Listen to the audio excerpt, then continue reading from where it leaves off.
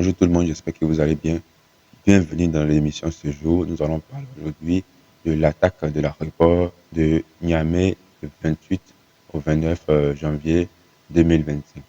Pour ceux qui n'ont pas suivi, dans la nuit du 29, du 28 au 29 à 2 heures du matin précisément, des attaques ont été menées. Mais les attaques ont commencé sur l'aéroport de Niamey, euh, menées par des groupes armés avec des moyens sophistiqués, dont des drones volants et aussi des fusils mitrailleuses lourds. Bon, selon le communiqué final du ministre de la Défense euh, nigérienne et de la télévision nationale, 20 personnes ont été neutralisées et un Français est figuré parmi ces 20 personnes. Donc, pour comprendre ces attaques, pour évaluer réellement l'ampleur de ces attaques, il faut planter le décor, il faut comprendre dans quel contexte s'inscrivent ces attaques. Ces attaques s'inscrivent dans un contexte où Orano, une société d'État française détenue à 90% par les capitaux de l'État français, et le Niger sont lancés dans un bras de fer depuis des mois. Donc, ce bras de fer a atteint son point culminant lorsque lorsque le Niger a annoncé son intention de mettre son uranium sur le marché international après avoir nationalisé la société Somaï, la société qui gérait au moins 4 mines. Et 4 permis d'exploitation ont été retirés à la société d'Orano. Je pense que dans la mine la plus grande d'uranium, l'une des plus grandes mines d'uranium mondiales, la mine d'Imurarem, a été retirée à Orano parce que cette mine avait été, le permis de cette mine avait été euh, attribué à la société Orano et la société Orano devrait en réalité euh, mettre la mine en opération dans un délai fixé selon le contrat. Mais le délai a été dépassé et la société n'a toujours pas mis la mine en activité. Voilà pourquoi le Niger a retiré le permis à la société. D'autres mines aussi ont vu leur permis retiré à la société. Donc, le Niger, à la suite de cela, a nationalisé la Somalie. Donc, après la nationalisation de la Somalie, Orano avait contesté la décision du Niger et un bras de fer. Parce que il faut savoir que lorsque le CNSP est arrivé au pouvoir, c'est pas seulement qu'avec la société Orano que le CNSP a lancé un bras de fer. Le CNSP aussi a lancé un bras de fer, même avec la société chinoise CNSP qui opère dans le domaine du pétrole. Et ce bras de fer même a été plus intense que le bras de fer d'Orano. Même si ce bras de fer a tendance aujourd'hui à être réglé et les discussions sont très avancées sur ce sujet. Mais sur ce sujet-là, nous reviendrons un autre jour. Donc, Orano a contesté la décision de nationalisation de la Somalie. Mais le Niger n'est pas reculé. Le Niger a annoncé son intention de mettre son uranium sur le marché international. Et Orano a lancé une procédure d'arbitral, a posé une plainte contre le Niger à une institution internationale basée, je pense que c'est à Bruxelles ou à Paris, ou, je pense que c'est en Belgique ou à Paris. La CICD est basée là-bas. Donc, euh, la France a posé une plainte contre le Niger pour pouvoir récupérer. Parce que lorsque le Niger a nationalisé la Somalie, il y avait près de 1400, 1300, 1400 tonnes d'uranium qui étaient au Niger. Donc le Niger avant de nationaliser, le Niger avait interdit l'exportation de l'uranium parce que le Niger réclame, faut comprendre que le Niger réclame la renégociation des contrats et les dommages et intérêts pour avoir pollué l'environnement. Vous comprenez? Et puis le Niger demande aussi des audits sur les années d'exploitation d'uranium et ce que le Niger a gagné en retour. Donc la société Orano avait carrément refusé parce que il faut savoir qu'au début de ce bras de fer, la France Emmanuel Macron et ses officiels avaient refusé de reconnaître les autorités du CNSP comme autorités légitimes en face de qui il fallait discuter euh, les, les activités ou les projets qui vont être menés par la société française au Niger. Ce refus, ce déni de la réalité a conduit à ce que le bras de fer ses experts. Euh, donc, euh, la société Orano aussi a mené euh, des actes contre le Niger, notamment une poursuite au CIRD.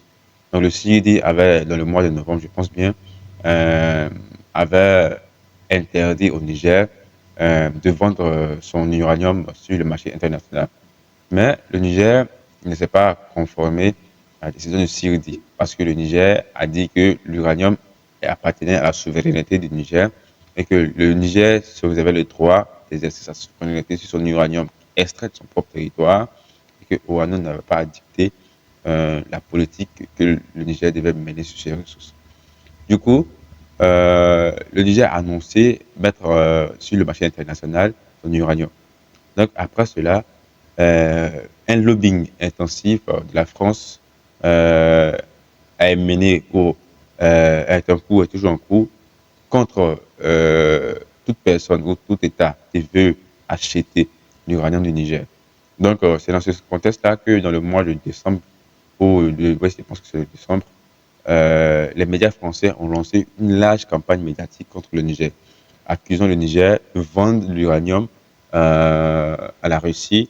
Cet uranium va être transité d'Agadez, de la mine d'Agadez, en passant par le Burkina Faso jusqu'au port de Lomé, où cet uranium avait été euh, chargé par euh, des navires russes. Mais cette version est un peu biscornue parce que euh, dans, dans cette narration des médias français, on dit qu'il y a 40 camions, 34 camions précisément, qui ont transporté plus de 1000 tonnes d'uranium vers le port de Lomé. Ce qui est impossible. On ne peut pas transporter plus de 1300, 400 tonnes euh, par, euh, avec seulement 34 camions. Il faudrait s'interroger combien de tonnes de minerais ces camions pourraient transporter. Parce que 1400 tonnes, si on veut faire le partage par 34, ça dépasse la capacité de ce camion. On va me dire que ces camions prennent plus de 300 tonnes. Bon, le ratio le ratio n'est pas logique. Donc voilà pourquoi déjà, si ma chaîne GeoSoleil l'analyse, je vais signaler que cette logique, cette narration présentait des failles. Mais on continue plus loin, vous allez comprendre ce qui s'est passé. Donc, cette campagne, en réalité, parce que en même moment, le Niger avait commencé à lancer une procédure d'enquête sur les pollutions, euh, sur la pollution des activités d'Orano au Niger. Voilà, donc, dans ce contexte, le ministre le ministre des Mines du Niger avait déclaré que le Niger allait lancer une plainte contre Orano pour la pollution et pour avoir laissé des matières radioactives à l'air libre sur la mine qu'elle exploitait à Agadez. Du coup, du coup cette campagne médiatique, selon mon analyse, selon ma logique, était destinée à fondre la plainte nigérienne dans un bruit pour ne pas que les autres partenaires ou les sociétés françaises euh, exerçaient puissent entendre cela et que puissent se méfier des activités de la société française, des sociétés françaises sur leur territoire. Donc, après cela, dernièrement, Orano a encore fait un communiqué plus dur, où il annonçait, où je pense que c'est le directeur administratif de la société Orano, je pense qu'il s'appelle, euh, j'ai oublié son nom carrément, j'ai oublié son nom, euh, c'est Innoven, un truc comme ça. Bon, ok. Je vais vous mettre le nom en commentaire quand je vais me rappeler, ou ceux qui connaissent, vous pouvez me mettre le nom en commentaire. Interrogé devant l'Assemblée nationale, a déclaré que Orano allait mettre tout en œuvre pour répondre l'uranium. C'est le mercredi, je pense que c'est le mercredi, je pense que c'est le mercredi 22 mai 21, comme ça. Donc c'est une semaine après que l'attaque a eu lieu au Niger. Donc avait déclaré que l'uranium allait mettre tout en œuvre pour répondre l'uranium qui était au Niger. Et que pour répandre l'uranium au Niger, et que toute personne ou tout État qui voudrait acheter l'uranium, les 1300 ou 1400 tonnes d'uranium stockées au Niger, allait être poursuivi pour expropriation illégale en complicité avec l'État du Niger.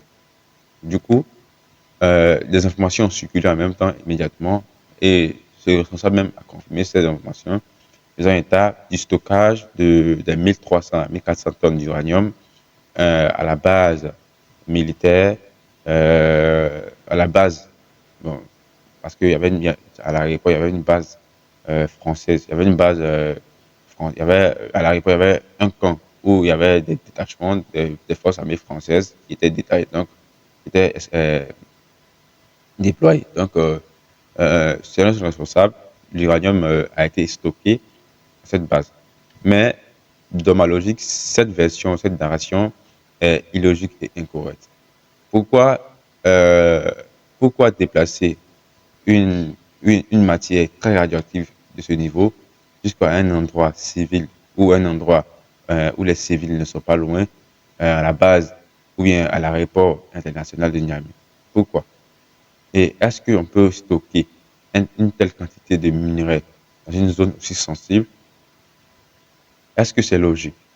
Donc, selon ma logique et selon les informations que j'ai pu avoir sur ce dossier, c'est pas vraiment logique de penser que le Niger a stocké son uranium à la base. Il y a plusieurs autres endroits où le Niger pourrait mettre en sécurité ce minerai. Voilà. Et puis, il y a pas, ce n'est pas réellement logique ou possible de faire, euh, d'exporter l'uranium via le ciel. Voilà. Bon. 1300, 1400 tonnes d'uranium exportées euh, mais c'est pas une tonne, deux tonnes, trois tonnes, quatre tonnes, c'est jusqu'à 1300 tonnes d'uranium. Donc, vous voyez, c'est une grande quantité. Voilà. Donc, exporter une si grande quantité via même des gros porteurs comme des Hiroshima 76, euh, ça va demander plus de 20 tours d'avion. Franchement, c'est énorme. Et les coûts logistiques sont élevés. Donc, ça fera perdre plusieurs millions ou milliards au Niger. Donc, si cela était possible, depuis, le Niger l'aurait fait.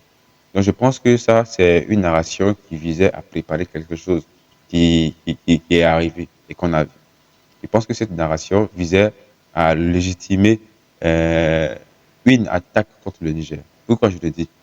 Je le dis parce que déjà, les déclarations du général Tchani, le général Tchani avait fait savoir que euh, des troupes françaises et même un porte-avions, un porte-hélicoptère appelé Tonnerre, comme il a dit, avait débarqué à Cotonou, port de Cotonou, pays voisin du Niger, et que des troupes françaises opéraient dans le parc W à la frontière entre le Bénin et le Niger. Et que même le ministre de l'Intérieur, je pense que c'est le ministre de l'Intérieur béninois, avait commandé des drones, plus de 1000 drones. Euh, bon, ces 1000 drones, il a demandé ces 1000 drones seront passés où? Que ces 1000 drones étaient destinés à ces 1000 drones étaient destinés à armer les groupes terroristes. Puis il faut remarquer quelque chose. Dans le mois de, je pense que c'est le mois d'octobre ou de novembre, ou de juin, je pense, un truc comme ça. C'est que c'est dans l'année 2025. Voilà, il y a eu plusieurs attaques au nord du Niger. Maintenant, une attaque a été particulière qui a retenu mon attention. C'est l'attaque euh, un poste de l'armée béninoise dans le parc, vers le parc de Pendjari, je pense bien. Et lors de cette attaque-là, quelque chose s'est produit. Il faut remarquer, lors de cette attaque, c'est un camp, un petit camp militaire, mais qui avait été renforcé de façon phénoménale par les armes lourdes. Vous comprenez? On ne peut pas stocker une telle quantité d'armes dans une telle base sans la protéger au préalable. C'est pas possible. Vous comprenez, hein? C'est-à-dire qu'on ne peut pas prendre, je vais prendre un exemple, un camp où il y a 10 personnes ou 20 personnes qui protègent ce camp-là, et on amène des armes pour carrément une brigade ou un régiment. Vous comprenez? C'est-à-dire qu'on amène des armes pour 1000 personnes, on les stocke dans un endroit où il y a 20 ou 10 personnes qui protègent cet endroit-là. Alors qu'on sait que cette zone est une zone à haut risque. Donc, il est très probable, si on regarde la logique des choses, que si les autorités béninoises, parce que il faut toujours prendre les informations conditionnel. Donc, si on met en cause les autorités béninoises, que cette stratégie, parce que cette stratégie de façon militaire est illogique et incohérente, incompréhensible même. Comment on peut stocker telle quantité d'armes dans un endroit dangereux et la faire protéger seulement que par une dizaine de personnes? Donc, ces groupes terroristes ont attaqué cette base et ont pillé la base. Donc, ils ont pris des milliers d'armes et des milliers de munitions et aussi des drones, tout ça. Donc, ça a demandé pourquoi le Bénin permet cela. Donc, c'est comme si c'est une manière indirecte de sacrifier, de ravitailler euh, les groupes terroristes. C'est ça, c'est la logique comme ça. Parce que c'est illogique, on ne peut pas comprendre ça autrement. Vous comprenez? Donc, tous ces événements, et puis même le général Tchani a déclaré aussi que des agents de services de renseignement français de la DGSE opéraient au Niger sous des faux noms. Par exemple, il a parlé bon, quand même, c'était carrément dans le mois de 2024, je pense bien. Mais nous tous, nous savons que les services français opèrent dans le Sahel et que plusieurs agents de renseignement français ont été arrêtés au Mali, au Burkina Faso. Plusieurs ont été arrêtés au Burkina Faso, ont été emprisonnés. Et la France même a dû payer, je pense que c'était 30 milliards pour les libérations. Voilà, je pense que ces deux agents, la France a payé 30 milliards pour les libérations. Au Mali, c'est pareil. Donc, nous ne sommes pas étonnés de voir que des accusations concernant des agents des services de renseignement français de la DGSE soient faites. Parce que nous savons que ces services ont été longtemps impliqués au Sahel et sont toujours en opération au Sahel comme dans les pays voisins. Donc, tout cela nous permet de comprendre que la campagne militaire menée contre l'aéroport de Niamey ou un Français, probablement qui coordonnait les activités de ces groupes terroristes-là, n'était pas anodin. Il faut comprendre que si cette campagne avait abouti, que les activités ou euh, les actions de ces forces-là ne seraient pas limitées là. Il faut savoir que c'est une action planifiée selon ma logique, selon mon analyse personnelle. Voilà. Donc c'est une activité précise. Si ça avait marché et que la base de Niamey avait été prise, d'abord, l'objectif c'était de faire quoi? C'était de détruire les drones, voilà, les drones militaires, les moyens militaires aériens de l'armée nigérienne. Parce que on a vu des médias liés euh, aux groupes terroristes qui font généralement les publications de ces groupes terroristes-là, nous dit que des drones, notamment le nouveau drone, le Bayraktar Aksango, acquis par le Niger, avait été détruit et aussi que le Bayraktar TB2 avait été détruit. Mais ces informations sont fausses. Voilà, j'ai vérifié via des médias Opsins et j'ai pu voir que l'endroit qui a été détruit, l'endroit qui a été attaqué par ces groupes terroristes-là, ne correspondait pas à l'endroit où les drones militaires nigériens étaient stockés. Donc, on continue. Donc, du coup, si cette base avait été prise, si cet aéroport avait été pris, même un peu sur le contrôle, qu'est-ce qui aurait suivi? Probablement un déploiement de mercenaires dans d'autres zones. Par exemple, les groupes terroristes, comme on l'a vu en Syrie, les groupes terroristes pourraient attaquer d'autres zones parce que les moyens aériens du Niger seraient empêchés de riposter contre ces groupes terroristes efficacement sur d'autres territoires. Ou bien des troupes étrangères pourraient être déployées via la base de Niamey qui pourraient mener des opérations contre le régime du général Abdourahmane Tiani. Donc, peut-être c'est une information ou c'est quelque chose qui dit que peut-être certains vont voir illogique, mais c'est très rationnel quand tu comprends la logique derrière aujourd'hui les rapports de force internationaux. Par exemple, nous avons vu Donald Trump aller capturer, aller kidnapper le président vénézuélien. Qu'est-ce qui empêche que une telle action soit menée au Niger? Donc, je pense que c'est dans ce cadre-là que la base, l'aéroport militaire de Niamey a été attaqué avec des personnes affiliées, alliées à ces groupes terroristes-là qui ont directement la nationalité française. Ce n'est pas anodin. Donc, il faut prendre il faut prendre du recul et regarder les choses. L'attaque s'est passée contre l'aéroport international de Niamey n'est pas une simple attaque. Derrière cette attaque-là se cachaient en réalité des enjeux plus colossaux, des enjeux plus vastes, notamment une opération militaire française qui pourrait être déclenchée contre le Niger pour renverser le régime du général Abdourahmane Tiani et ses compagnons. Donc, je pense que nous avons assez dit ce dossier.